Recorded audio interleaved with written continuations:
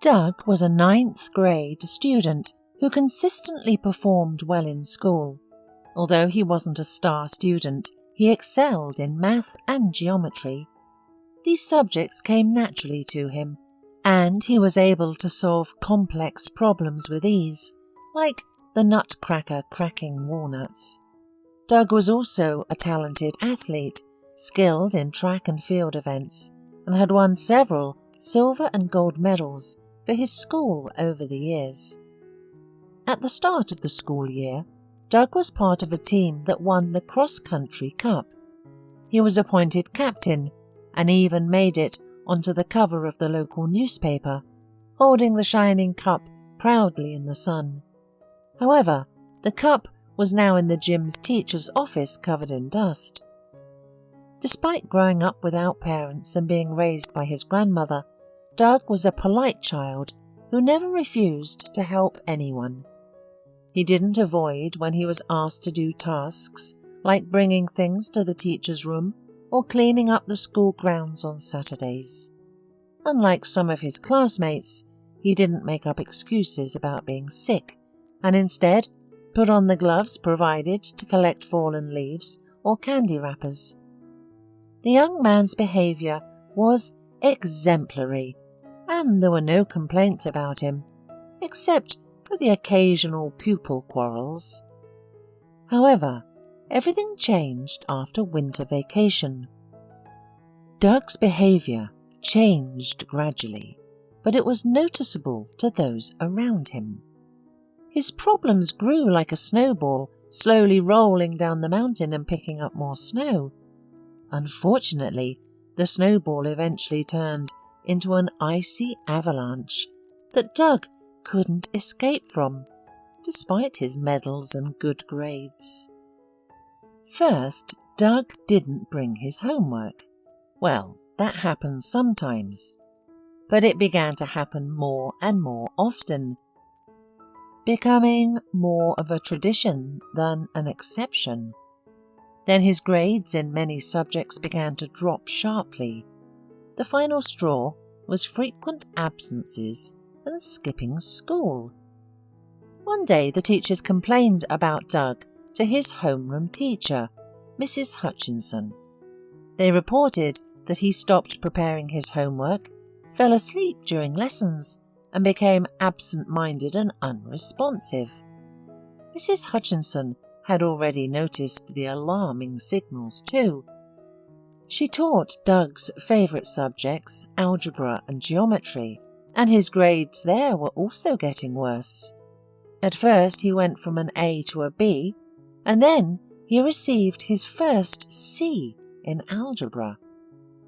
Mrs. Hutchinson sat and looked at Doug's test for a long time. She tapped her pen on the journal nervously and thoughtfully. Although some of her ninth-grade students were already taller than her, she still loved them as if they were her own children. More experienced teachers warned her that such an approach was bad for both her and her students, but she continued to care deeply for them. "Oh, you spoil your crazy students," complained Mrs. Ebbott, history teacher. "They will work on your neck and drag you down, and then some will go away from school this year, some in 2 years, and no one will say thank you for your patience and hard work. It would be better to save your nerves and energy for yourselves." Mrs. Hutchinson waved away such words, trying to remain politely silent and not anger the experienced teachers who thought they knew better than everyone else. They gossiped, whispered, and sometimes laughed behind the algebra teacher's back. It was a little hurtful to Mrs. Hutchinson, but she tried not to pay attention to empty words. Let them talk. Mrs. Hutchinson attempted to talk to Doug, but the teenager closed himself off. Like a hedgehog, he bristled with needles, protecting himself from the teacher's questions. "It's all fine," the boy stubbornly replied, pressing his lips and looking away. "I'll improve my grades." Then he began to change outwardly. Unfortunately, these were not the teenage changes typical of boys his age. Doug became as pale as a Canterville ghost. Dark circles appeared under his eyes. It seemed that even his freckles, generously sprinkled on his cheeks and nose, faded, and his hair, which had such a juicy carrot tint, became lighter. Then Doug began to emit the odour of cigarette tobacco, so strong and distinct, as if he had been standing in a cloud of smoke for a long time in front of the school. Mrs. Hutchinson approached her student and leaned down to evaluate his work, but was unexpectedly hit by a pungent smell and coughed. Another teacher would have thought there was nothing surprising here. Adolescence is a time when boys want to feel like adults and often go down the wrong path. Moreover, some students have already started smoking, hiding from the teachers, some in the toilet, quickly flushing unsmoked cigarettes down, some around the corner from the school, making small walks during recess. But Doug didn't go with them. He mostly stayed in the classroom, sleeping right at his desk with his head resting on his hands. Once the boy fell so deeply into the realm of Morpheus that the geography teacher, who wanted to start the lesson, had to shake him by the shoulder, to the laughter of the other students. In general, Doug became lethargic and drowsy. He no longer even went to competitions, although he used to love winning. And then one day Mrs. Hutchinson noticed a huge bruise on the boy's arm. Well, it's clear now. He fell in with a bad crowd, or something worse. There are two ways here. The teachers reasoned like experts. Either he'll outgrow it and get smart, or it's all over. We know people like that. They sweep the yards now if they're not behind bars. He doesn't even have parents. What did you expect? Mrs. Ebbott proclaimed authoritatively. Of course his grandmother can't handle such a strong teen. They would have given up on Doug if it weren't for his homeroom teacher.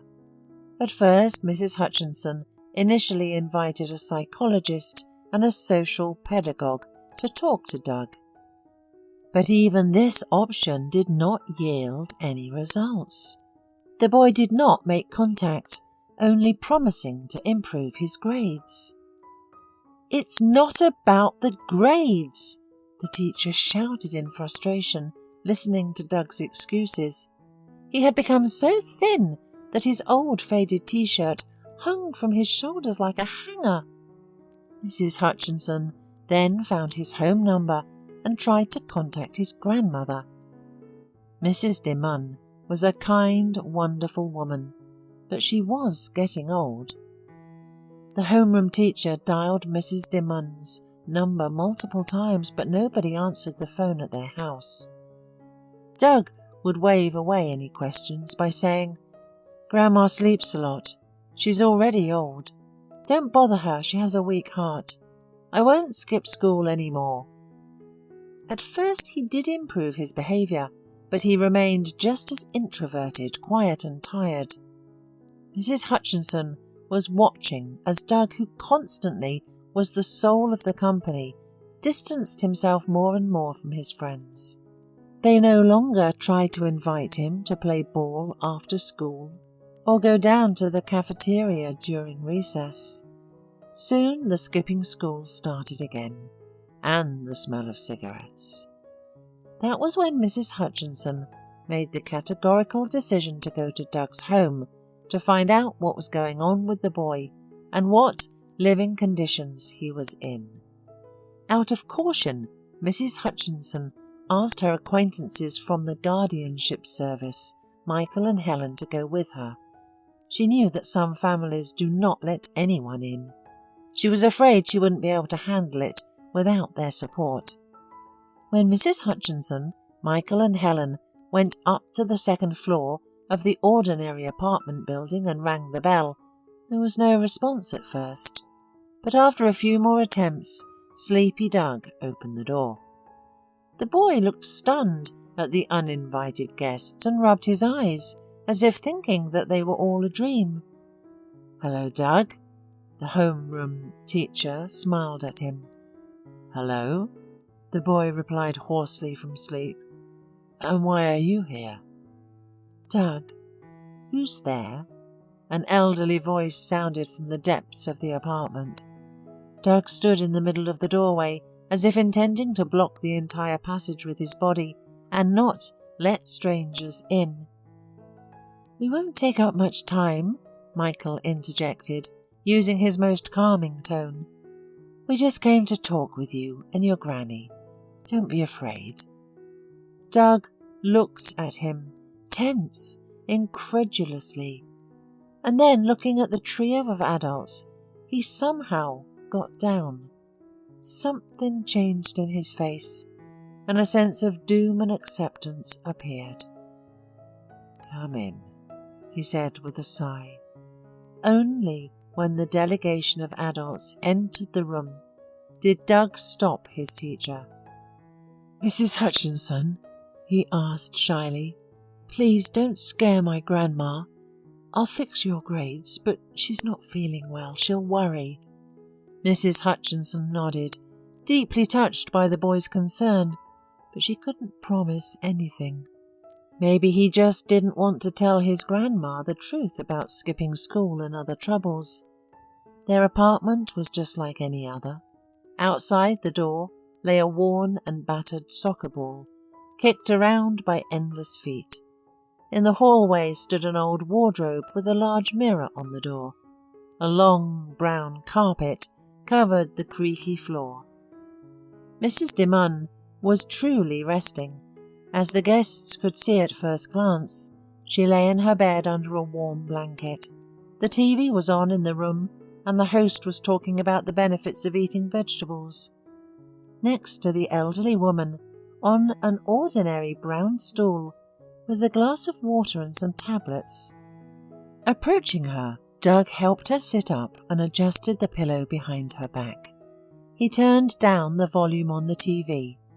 Mrs. DeMunn, who was much more energetic than she looked, immediately started giving orders. "Doug, go to the kitchen and put the kettle on. Look at what cookies we have. Bring some candy. What are you waiting for?" "Oh, it's not necessary." Mrs. Hutchinson tried to refuse, but the elderly woman wouldn't listen. She smiled kindly at the guests, genuinely happy to see them. It seemed she couldn't even imagine that they had come because of problems with her grandson. "Sit down, please. There's no need to stand on ceremony." The old woman gestured to the yellow sofa. "I'm sorry I can't get up. I'm quite old, you know." The guests sat down, but Mrs. Hutchinson didn't know where to start, and the grandmother kept talking non-stop. "And did you come to check up on me?" the old woman suddenly concluded. "Thank you so much. I don't know how Doug and I would have managed without your help. He's been lucky with school and classmates." Having said that, the elderly woman took one of the white napkins to dab the corners of her eyes, where tears had already formed. "I'm sorry, but I don't understand why you're thanking us."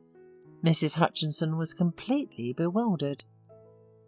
"I am speaking about these expensive medications." Mrs. DeMunn pointed to the stool filled with numerous pills. They're made of gold. Where would we get the money for them if not for the help of all of you? My pension is so small. I used to work odd jobs and sell fruit, but now my legs don't walk. When we were told the list of subsidized medications didn't include them, we were already disheartened, and those they give for free only make things worse. Waiting for help, it's easier to just die." The grandmother sadly waved her hand, but then smiled warmly. "But what am I complaining about? I'm better now. Before I was really sick, and thought only about who I'd leave Doug with. I promised his dead grandpa that I'd be at our grandson's wedding.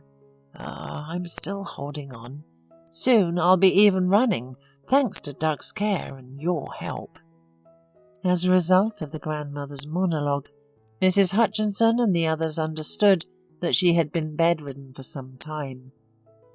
The doctor had prescribed her expensive medication and constant rest. In the middle of the story, Doug returned from the kitchen. He placed cups filled with steaming hot tea on the coffee table, along with a sugar bowl and a vase of cookies and square waffles. The boy was silent, listening to his grandmother, not even looking at the guests. Mrs. Hutchinson looked at Doug, trying to understand what was happening. Why wasn't the puzzle in her head coming together? "Wait, Mrs. DeMunn," the teacher finally spoke up, and Doug threw a worried glance in her direction. "The school doesn't buy any medication. As far as I know, my class hasn't collected any money." "How is that possible? They're right there. Or do you want to say that my grandson steals them from the pharmacy?" The old woman laughed, innocently looking at Doug, and the boy blushed, the tips of his ears burning like red flags. He looked down, examining his black socks. "Of course I haven't stolen them," the boy finally muttered. "I bought them myself, and I earned the money for them myself." There was a brief silence in the room, with only Michael taking a sip of the hot drink from his cup. Everyone was trying to process the statement made by the 9th grader. "What are you talking about? When have you been working, Doug?" the grandmother exclaimed in fear.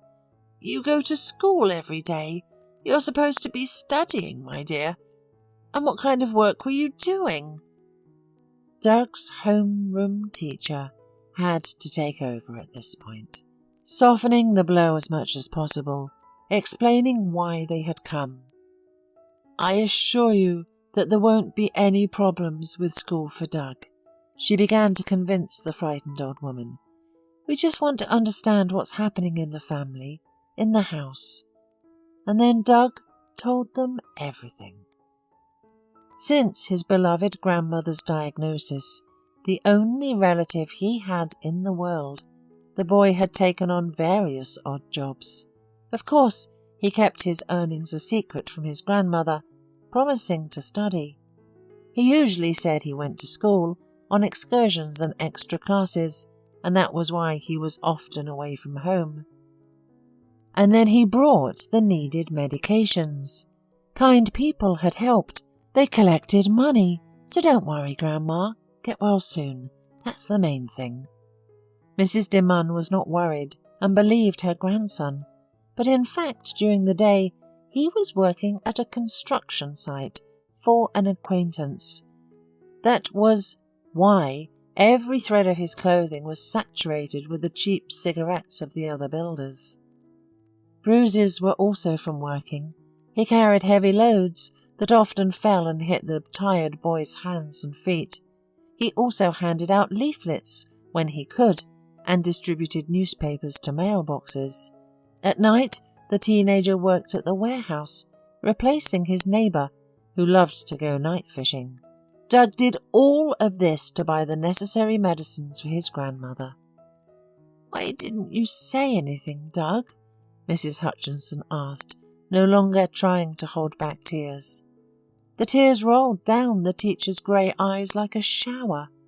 "You should have told me the truth. We would have helped you." Helen, next to her, also sniffed her nose suspiciously, and Michael was hiding behind a cup of hot tea. It's not appropriate for men to cry. "But what was there to complain about?" Doug said, proudly raising his head. "I'm the man of the house, and I have to behave like a man, not run for help. I coped by myself, and I will cope in the future if I need." "Oh, Doug," the grandmother shook her head, wiping her face with a third paper handkerchief, and then trustingly turned to the guests. "You know He is so proud. He takes after his father." The old woman shared the tragic story of the family, how they made ends meet when they first lost Doug's parents, and then grandfather Peter. "My son and his wife crashed in a car when Doug was just a little boy. I told Peter, how can we, such old and poor people, raise a little boy? But he said firmly, 'We'll make it.' And Doug was always our joy." The elderly woman sobbed, showing old photographs carefully arranged in a grey family photo album. Doug's young parents smiled in the photos. "My Peter loved him so much." The old woman stroked the photo where Peter held his grandson on his lap. "He made me promise to stay with his grandson as long as possible. 'You can't die,' he said." Then Mrs. de Man hugged her grandson with tenderness and tears. "How could you, Doug? I thought you were studying. You should think about yourself, not about me. I should take care of you, not the other way round." When the tea and the cups ran out, and the story had been told, the guests were about to leave. "Wait a little, Mrs. Hutchinson," Doug asked for the last time. "I'll fix the grades, I promised." "It's not about grades." The young teacher shook her head for the umpteenth time, wiping her eyelids reddened with tears. Mrs. Hutchinson couldn't leave Doug and his grandmother to fate. Now that she knew his story, she had an obligation to help their family. The teacher did what she had to do right away.